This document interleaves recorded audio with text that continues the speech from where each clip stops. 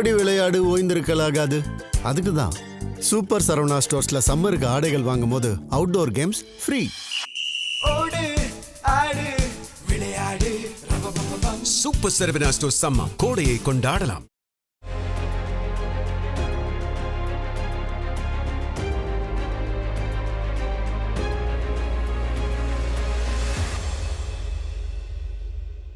நேயர்களே, இப்போ நாம இப்ப பார்க்க போறது அமெரிக்கா எந்த அளவிற்கு அசிங்கப்படணுமோ அந்த அளவுக்கு அசிங்கப்பட்டாச்சு. இனி அவங்கள பத்தி பேசுறதுக்கு ஒண்ணும் இல்லைங்க. அதுக்கு காரணம் அமெரிக்காவிட்ட ரொம்ப ஒரு தனி மனிதனுடைய ஒரு என்ன சொல்றது, ஒரு அதிக பிரசிங்கத்தனமான நடவடிக்கையும் உலக யதார்த்தங்களை பத்தி அவரு அவரு உணரல. அப்படிதான் நாம பார்க்கக்கூடியதா இருக்கு. US make America great again அப்படிங்கிற ஒரு ஸ்லோகம்லாம் இல்ல. அவர் அதை அப்படியே இஸ்ரேலுக்கு பயன்படுத்தினார். அமெரிக்காவோட எங்களுக்கு எந்த பிரச்சனையும் இல்லை என்று தான் ஈரான் சொல்கிறது. அமெரிக்காவோட எங்களுக்கு எந்த பிரச்சனையும் இல்லை என்று தான் எல்லாம் சொல்கிறார்கள். ஆனால் பிரச்சனை இருப்பதாக பெஞ்சமின் நித்தானியாக என்கின்ற ஒருவருக்கு இவர்கள் வெண்சமரம் வீசினால இன்னைக்கு உலக அரங்கத்துல அமெரிக்கா கேவலப்பட்டு நிற்கிறது. இந்த செய்தியில எதுவும் உண்மை, பொய்கள், கற்பனைகள் எதுவுமே இல்லை.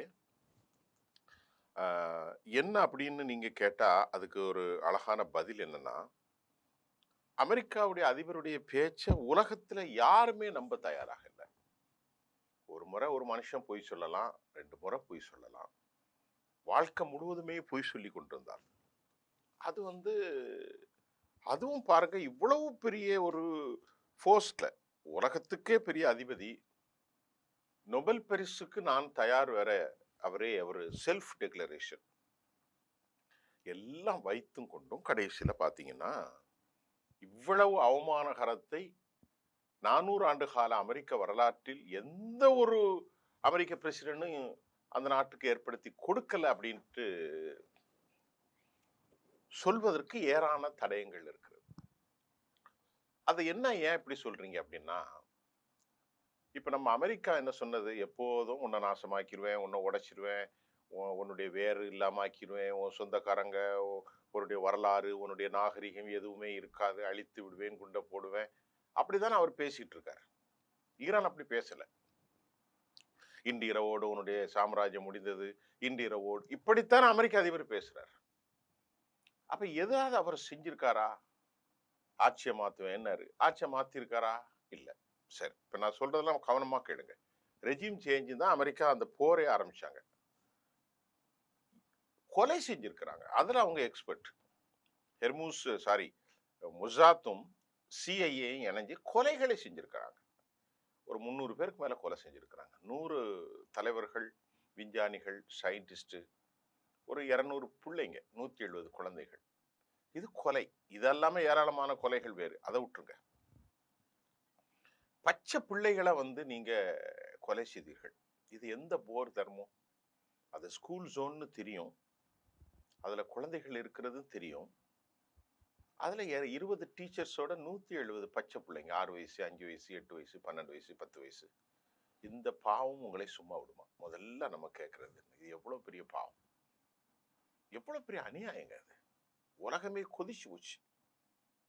அமெரிக்க அதிபர் எவ்வளவு பெரிய பொய்யர் என்பதற்கு ஒரு உதாரணத்தை சொன்னா, நாங்களாம் அடிக்கலையே, அப்புறம் கண்டுபிடிச்சிட்டாங்க. CNN ஒரு செய்தியை வெளியிடுது. CNN ஈரான்ல உள்ள டிவி இல்ல, அமெரிக்காவில் உள்ள டிவி.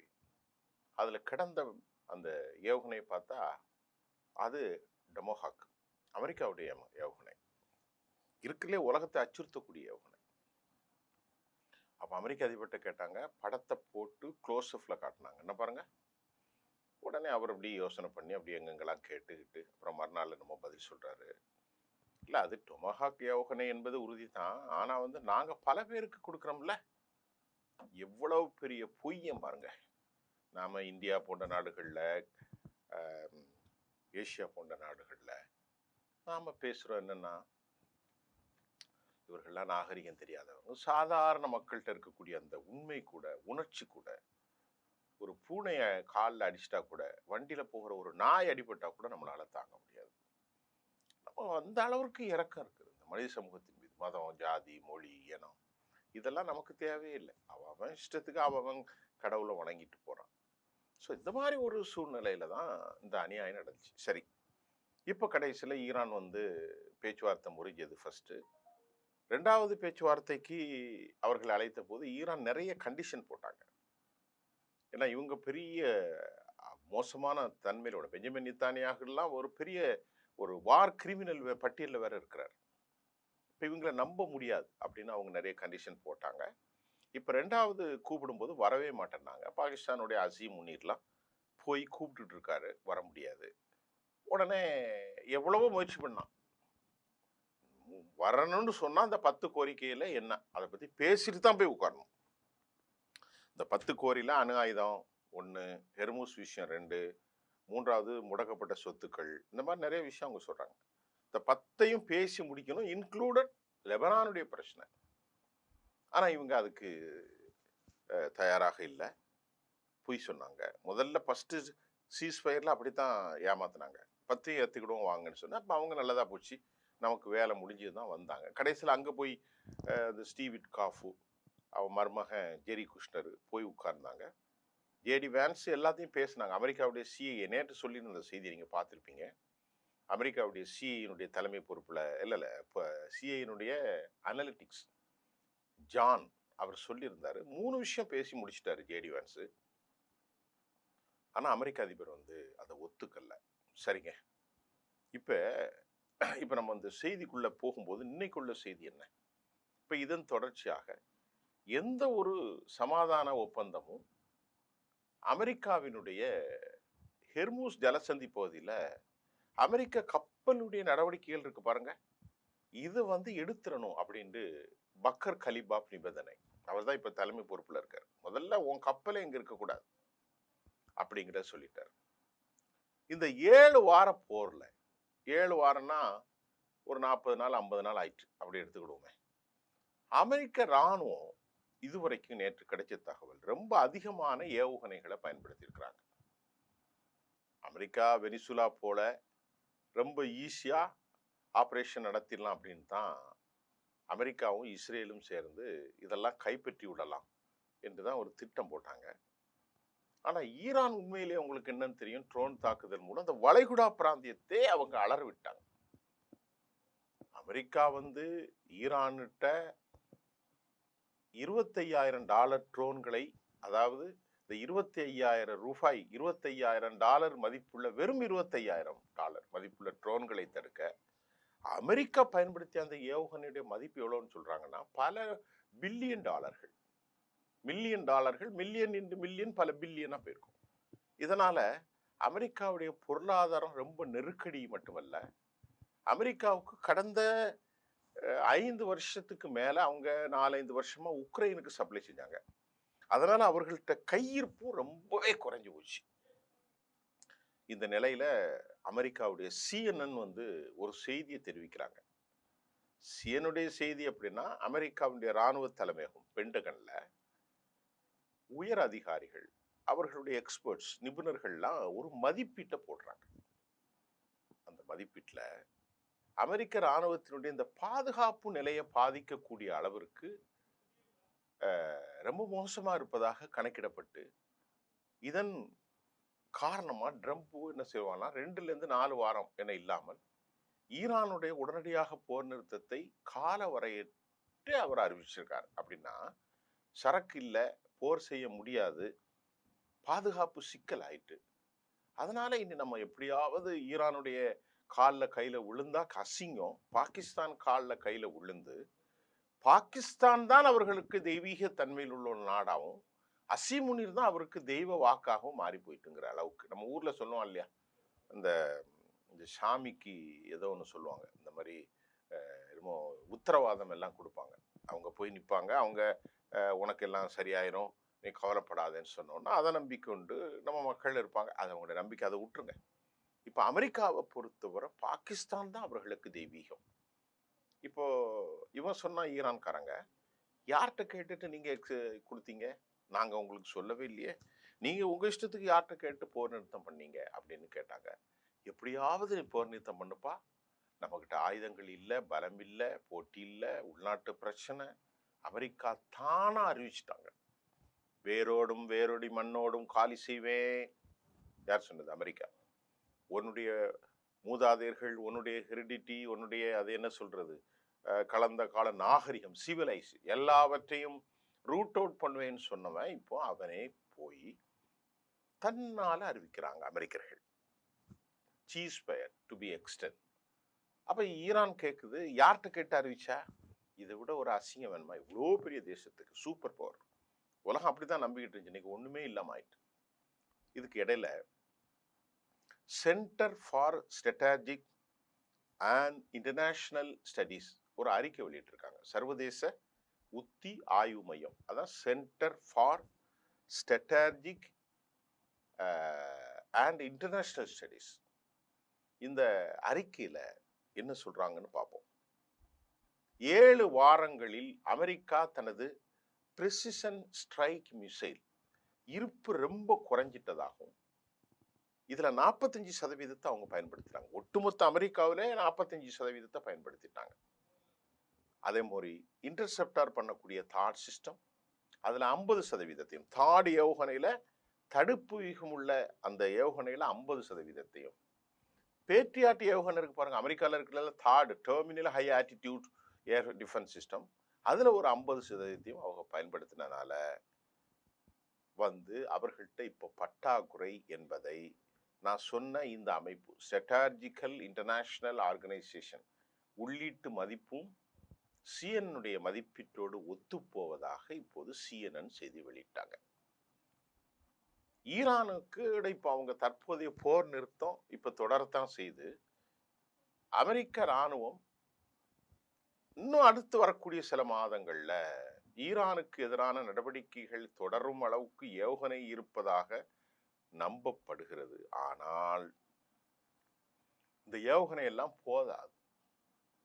சீனா போன்ற ஒரு வலுவான நாடோடு ஒரே நேரத்தில் அல்லது மற்ற நாடுகளோட போர் வந்துச்சுன்னா அமெரிக்கா காலி என்றும் அமெரிக்காவுக்கு சொல்றாங்க. ஏப்பா, இன்னும் கொஞ்ச நாள் வேணா நீ ஈரானோடு போரிடலாம், அவங்க அதுக்கு மேல போரிடுவாங்க. இப்ப சீனா அடிச்சுது, வடகொரியா அடிச்சுதுன்னா உன்னிட்ட ஒண்ணுமே இல்லை. அந்த அளவிற்கு அமெரிக்கா பதட்டத்தில் சென்றது. அப்ப அந்த கையிருப்புல இந்த இருக்கக்கூடிய 50% அவன் வச்சுதான் ஆகணும். ஈரானுக்கு எதிராக பயன்படுத்திடக்கூடாது. ஈரானுக்கு எதிராக பயன்படுத்தினால் நாளை அமெரிக்காவுக்கு பாதுகாப்புக்கு எதுவுமே இல்லாத ஒரு லெவல்ல வந்துரும் அப்படிங்கிறதான் நிபுணர்கள் சொல்லிட்டாங்க. அதனாலதான் புரியுதா உங்களுக்கு, வாலண்டியர்ஸா போர் நிறுத்தம். இதுக்கிடையில சீனா, ரஷ்யா எல்லாம் தொடர்ந்து ஈரானுக்கு உதவி செய்ய வரக்கூடிய அந்த தகவல்களும் வந்தாலும் 2 நாடும் மதிப்பு தெரிவிக்கிறாங்க. ஆனா அமெரிக்கா கடற்படை ஹெர்மூஸ்ல இருந்த வந்த கப்பலை சீனாவுடைய கப்பலை கைப்பற்றியது. அதுல உங்களுக்கு சோடியம் பெர்குளோரைடு இருந்ததாக வெளியானது. அதை மறுத்துட்டாங்க. ஆனா சீனாவுடைய விமானங்கள் இப்போது தொடர்ந்து ஈரான்ல சரக்கு இறக்கிக்கிட்டே இருக்கிறாங்க. அதுல எந்த மாற்று கருத்தும் இல்லை. ஏன்னால் சீனாவை காலி செய்வதற்குத்தான் இவர்கள் இந்த நடவடிக்கையை மேற்கொண்ட போது சீனாவுக்கு ஈரானை காப்பாற்றணும். சரிங்க, இப்ப இந்த சிக்கல்ல இப்ப உங்களுக்கு புரிஞ்சிட்டு, சீனா, வடகொரியா, ரஷ்யா, ஈரான். இப்ப அமெரிக்காவுக்கு ஆயுத பற்றாக்குறை இப்ப இருக்கிறதையும் 50% தான் கையில இருக்கு. அதை பயன்படுத்திட்டுனா அமெரிக்காட்ட எதுவுமே இருக்காது. அதனால இந்த பற்றாக்குறையை சரி செய்ய பென்டகன் சில நடவடிக்கை எடுத்திருக்கிறாங்க. உற்பத்தியை அதிகரிக்கணும். உற்பத்தினா ஒரு நாள்ல செய்ய முடியாது, ஒரு 5 வருஷம் 3 வருஷம் ஆகும். இப்ப ஏவுகணை உற்பத்தி அதிகரிப்பதற்கு சில ஒப்பந்தங்களையும் கூட அமெரிக்க பென்டகன் போட்டிருக்கிறாங்க. இந்த ஏவுகணை சேர்றதற்கு ஒரு 5 வருஷம் ஆகும். அதுக்கடல ஈரானை என்ன செய்வீங்க நீங்க? இதெல்லாம் ஈரானுக்கு தெரிஞ்சுதான் அவங்க பல நடவடிக்கை எடுக்கிறாங்க. ஆக அந்த போர் நடவடிக்கைகளுக்கு முன்பாக தனது கையிருப்பு பல ஆண்டுகள் என்பதையும் சிஎஸ்ஐ, அதாவது சிஎஸ்ஐஎஸ் மதிப்பீட்டு குழு சொல்லிட்டாங்க. 5 வருஷம் ஆகும். சமீபத்தில் அமெரிக்காவில் இருக்கக்கூடிய அந்த கார் உற்பத்தி நிறுவனங்கள் இருக்கு பாருங்க, ஃபோர்டு இருக்கு, அப்ப ஃபோர்டு ஜிஎம் நிறுவனத்திட்ட நீங்க காரை உற்பத்தி செய்யாதீர்கள், ஏன்னா அதுக்கு பதிலாக மிசைலை உற்பத்தி செய்யுங்க அப்படின்னு சொல்லிட்டாங்க. இப்ப ஈரான் தரப்புல அமெரிக்கா இப்ப சொன்ன இந்த போர் நிறுத்தத்தெல்லாம் எங்களுக்கு தேவையில்லைங்க. எங்கள் மீது திடீர் தாக்குதல் நடத்த அவங்க திட்டமிட்டக்கூடிய ஒரு கால அளவுங்கிறத ஈரான் வந்து ரொம்ப தெளிவா சொல்லிட்டாங்க. அதனால அமெரிக்காவுடைய 3 கப்பல்களை தாக்கிட்டாங்க. 1 இல்ல, 2 இல்ல, 3 கப்பல்கள். அவன் ஒரு கப்பலை பிடிச்சான், இவங்க 3 கப்பலை பிடித்து கொண்டு வந்து விட்டார்கள். அமெரிக்கா கதறுகிறது. என்ன செய்ய முடியும்? அவர்கள்ட்ட ஏராளமான பலிஸ்டிக் இருக்கிறது, ஆன்டிஷிப் மிசைல் இருக்கிறது, ட்ரோன்கள் இருக்கிறது, செய்மதி படங்கள் இருக்கிறது, லட்சக்கணக்கான ஆள்கள் இருக்கிறாங்க. ஹெர்முஸ் அவங்களுடைய இன்டெகிரல் பார்ட் ஆஃப் சவரின். அதெல்லாம் அவங்க வந்து தைரியமா ஆழமா போரிடுறாங்க. இப்போ நமக்கு அடுத்த செய்தியை பார்த்தா, அடுத்த 36 மணி நேரத்திலிருந்து 78 மணி நேரம், இந்த வரக்கூடிய வெள்ளிக்கிழமை, நாளை தான் வெள்ளிக்கிழமை, பேச்சுவார்த்தை நடத்துவதற்கு சில வாய்ப்புகள் இருப்பதாக நியூயார்க் டைம்ஸ் நியூஸ் ஏஜென்சி ஒரு செய்தியை விட்டுருச்சு. அந்த செய்தியில இவ்வாறு பதிவு செஞ்சிருப்பார்: Islamabad to connected with Tehran to be continuously negotiation regarding ceasefire at Hormuz. Iran hold their demands without second opinion. ஆனா அவங்க அந்த விஷயத்துல தெளிவா இருக்கிறாங்க. எந்த விதமான 2ஆம் பட்ச நிலைப்பாடும் இல்லை. எதை சொன்னனோ அது ஹெர்மூஸ் எங்களுக்கானது, அணு ஆயுதத்தை நாங்க ஒப்படைக்க மாட்டோம். இந்த 2ம் மெயின். அதல்லாம மற்ற விஷயங்கள் நான் உங்களுக்கு சொல்லிட்டேன். வால் ஸ்ட்ரீட் ஜேர்னல் வந்து ஒரு செய்தியை வெளியிட்டு இருக்கிறாங்க. என்ன செய்தி அப்படின்னு பார்த்தா, அமெரிக்கா ஏற்கனவே வந்து செறிவூட்டப்பட்ட என்ரிச் செய்யப்பட்ட யுரேனியத்தை அழிக்க முயற்சி செய்து அது சில வேலைகளும் செய்து முடித்தது. என்ன அது அப்படின்னு பார்த்தா, அமெரிக்கா வந்து பைத்தியக்காரத்தனமான நடவடிக்கை எடுத்ததாக வால் ஸ்ட்ரீட் ஜேர்னல் சொல்றோம். அதற்கு காரணம், ஒருவேளை அங்கிருந்து கசிவு ஏற்பட்டிருந்தால் அமெரிக்கா இல்ல, அந்த பிராந்தியமே காலியாகும்ல. இது ஒரு பைத்தியக்காரமான நடவடிக்கை. இந்த நடவடிக்கையின் போது அமெரிக்க அதிபர் மயக்கம் எடுத்து விழுந்துட்டார். என்னடா அப்படின்னு பார்த்தா, A-19 தண்டர் இப்போ கொஞ்ச நாளைக்கு முன்னாடி யூஸ் பண்ணாங்க இல்லையா, ஒரு விமானி கீழே விழுந்து கிடந்தானே, அவனை கண்டுபிடிக்கிறதுக்கு 150 ஃபிளைட்டை கொண்டு வந்தானே. அது குறித்து வால் ஸ்ட்ரீட் ஜேர்னல் பதிவு என்ன செய்யறாங்கன்னா, இது விமானி விழுந்தது அல்லங்க, அவங்க ஆபரேஷனுக்கு வந்ததே இஸ்பஹான்ல இறங்கி உள்ள இருக்கிறத தூக்கிட்டு வரணும் முட்டாள்தனமா தான் உள்ள போய் தோத்து அசிங்கப்பட்டான். இப்படி இருக்கும்போது சிச்சுவேஷன் ரூம்ல இருந்து டெலகாஸ்ட் ஆகி கொண்டிருந்தது. அமெரிக்காவில் இந்த சிச்சுவேஷன் ரூம்ல ஒசாமா பின் லேடன் ஆபரேஷன்லாம் நடக்கும்போது டைரக்டா பார்ப்பாங்க உட்காந்து. அப்படி பார்க்கிற போது பதட்டம் அடைஞ்சு சத்தம் போட ஆரம்பிச்சிட்டார். யாரு? நம்முடைய மரியாதைக்குரிய அமெரிக்க அதிபர். ஓ அப்படி சத்தம் போட்டாராம். அவருக்கு நெஞ்செல்லாம் ஒரு மாறாய் கடைசியில தண்ணி கொடுத்து சிச்சுவேஷன் ரூம்ல இருந்து அவரை ஷிஃப்ட் பண்ணிட்டாங்கன்னு வால் ஸ்ட்ரீட் ஜேர்னல் சொல்லுதுன்னு பாருங்களேன். வால் ஸ்ட்ரீட் ஜேர்னல் என்ன சொல்லுதுன்னு நம்ம ஃபர்ஸ்ட்ல இருந்து பார்ப்போம். இப்போ வால் ஸ்ட்ரீட் ஜேர்னல் என்ன சொல்றாங்க, என்னென்ன விமானங்களை பயன்படுத்தினாங்க? A-19 தண்டர் விமானம், அதே மாதிரி ரீப்பர் ரேடார்ஸ் விமானங்கள், அதே மாதிரி MC-13 ஜீஜா commandos flights, black hawks helicopter, சீட்டன் ஹெர்குலஸ் ஃபிளைட். இந்த ஆபரேஷன் இதுக்கெல்லாம் ஒரு நடந்திருப்பதாக வால் ஸ்ட்ரீட் ஜேர்னல் இதெல்லாம் பயன்படுத்தி இருக்கிறாங்க. இதெல்லாம் பார்த்து அவங்க ஓடி தப்பி அடிபட்டு ஃப்ளைட் விழுந்ததை பார்த்து நம்முடைய டொனால்ட் ட்ரம்ப் அவர்கள் மயக்கம் எடுத்து அடுத்த ரூமுக்கு தூக்கி போட்டிருக்காங்க. இதே மாதிரி 1979லையும் ஜிம்மி கார்ட்டர் இதே மாதிரி தான் ஒரு ஆபரேஷன் நடந்துச்சு ஈரானுக்கு புரட்சி படை வீரர்கள். இதே சம்பவத்தை அந்த செய்தி குறித்து காட்டுகிறதுங்க. சரிங்க, இப்போ 3 கப்பலை ஈரான் கைப்பற்றிட்டு முதல் கப்பல் எங்கெல்லாம் கைப்பற்றிருக்கான்னு பார்ப்போமா? அமெரிக்காவுடைய ஹெர்முஸ்ல இருந்த 3 கப்பல்கள், ஓமன் பகுதியில் உள்ள பிரிட்ஜிக் கப்பல் அது கைப்பற்றாங்க. 2வது கப்பல் ஈரானுடைய கடற்கரையை கடக்க முயன்ற போது அதையும் ஈரான் கைப்பற்றியது. 3வது கப்பல் ஹெர்முஸ் ஜலசந்தியில அடிச்சு காலி செஞ்சுட்டாங்க. இப்போ மத்திய கிழக்கு நாடுகள்ல இருக்கக்கூடிய ஜோர்டான், சிரியா, ஈராக் உள்ள நாட்டில் உள்ள அனைத்து அமெரிக்க தளங்களையும் நாங்க சீக்கிரமா முடிச்சிருவோம் அப்படின்னு அடுத்த மிரட்டல் ஈரான். ஒருவேளை ஈரான் தாக்கப்படும் நிலையில் அமெரிக்கா ரொம்ப பெரிய பின்னடைவை சந்தித்து இவங்க ஈரான் ஒருவேளை இவங்க தாக்குனா தாக்க முடியாது. ஒருவேளை தாக்கினால் அமெரிக்கா பெரும் பயங்கர சேதங்களை சந்திக்கும். அமெரிக்கா ஏராளமான வீரர்கள் உயிரிழந்து விடுவார்கள். அமெரிக்க கப்பல்கள் அழிவை சந்திக்கும். அமெரிக்க விமானங்கள் எல்லாமே காலியாகிவிடும்.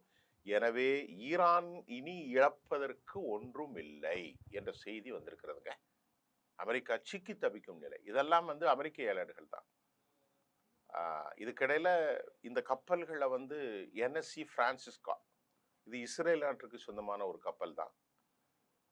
அப்புறமா நீங்க பார்க்குற மாதிரி ஏராளமான ஃபோர்ட்டு, இல்லை ஜபல்லி ஃபோர்ட் உள்பட பல்வேறு துறைமுக நகரங்கள்லாம் தாக்கப்பட்டது, இனியும் தாக்கப்பட்டு அழிக்கப்படும் நியூயார்க் டைம்ஸ் சொல்லுது. இதுக்கிடையில 40 நாடுகளை ஒருங்கிணைந்து ஒரு உப்புச்சப்பு இல்லாத ஒரு மீட்டிங்கை போட்டிருக்காங்க. இவங்க அங்கே போய் நிற்க போகிறாங்களாம் 40 நாடுகள். அவங்க நின்றா அவர்கள் யாருக்கு எதிராக போரிடுவாங்க? ஈரானுக்கு எதிராக தான் போரிடுவாங்க ஹெர்முஸ்ல. அது சாத்தியம் இல்லை. அது சொல்லிட்டாங்க, இப்போ நாங்கள் போக மாட்டோம், போரெல்லாம் முடிஞ்சு சரியாக சும்மா இருக்கும்போது போகலாம். போர் முடிகிறதுக்கு தான் அந்த தீர்வு வந்தால் தானே போர் முடியும். அதனால் இந்த 40 நாடுகள் ஜலசந்தி விஷயத்தில் எதுவும் நடக்க போகிறதில்லை. இதுதான் இன்னைக்கு உள்ள செய்திங்க. அமெரிக்காவுடைய நிலைகள்லாம் உங்களுக்கு நான் தெளிவாக சொல்லிட்டேன். இதுக்கு மேலே ஒன்றும் சொல்ல வேண்டியதில்லை. அமெரிக்கா கப்பல்களை தாக்கிவிட்டார்கள். அமெரிக்காவுடைய ஆயுதங்கள் இல்லை. அமெரிக்க அதிபர் மயக்கம் போட்டு விழுந்தார். என்னென்ன கப்பல்கள், எந்தெந்த நேரம், எல்லாத்தையும் நான் தெளிவாக சொல்லிட்டேன். இது எல்லாம் இன்டர்நேஷ்னல் காணொலியில் எடுத்தது. இதில் நான் உங்களுக்கு குறிப்பிட்டது நியூயார்க் டைம்ஸ் சொல்லியிருக்கேன், வால் ஸ்ட்ரீட் ஜேர்னல் சொல்லியிருக்கேன், CNN சொல்லியிருக்கேன். ஏன்னா அல் ஜசீரா சொல்லலை. அல் ஜசீராவே அவங்க மாட்டியிருக்கிறாங்க. அவங்க நாட்டே ஃபுல்லாக அழிஞ்சு போயிருக்கு. என்ன சொல்லிட்டாங்கன்னா, கத்தரை காலி பண்ணிடுவோன்ட்டாங்க. கத்தரை காலியானா அல் ஜசீராவும் காலி இல்லை. இப்போ அல் ஜசீரா அந்த செய்தியை போட மாட்டாங்க. இப்படிப்பட்ட பல இறுக்கமான சூழ்நிலை தான் நான் இப்போ உங்களுக்கு எல்லாம் சொல்லியிருக்கேன். அடுத்து நாளை புதிய செய்திகளோடு சந்திப்போம். நன்றி.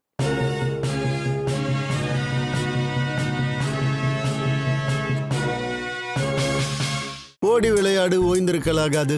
அதுக்கு தான் சூப்பர் சரவணா ஸ்டோர்ஸ்ல சம்மருக்கு ஆடைகள் வாங்கும் போது outdoor games free. Super Saravana stores summer கோடையை கொண்டாடலாம்.